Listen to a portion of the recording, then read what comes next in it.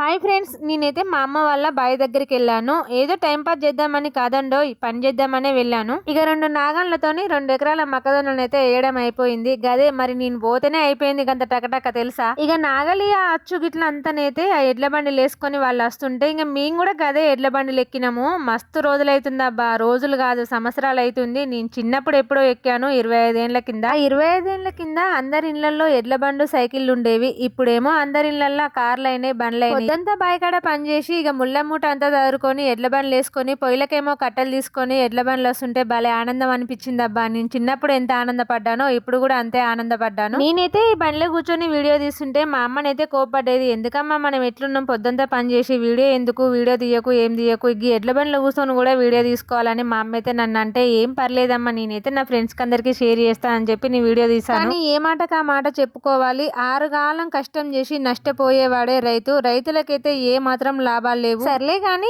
ఇలా చెప్పుకుంటూ పోతే ఎన్నెన్నో ఉంటాయి. ఇంతకీ మీరు చిన్నప్పుడు ఎప్పుడైనా ఎడ్ల బండి ఎక్కారా? అలాంటి అనుభూతి మీకు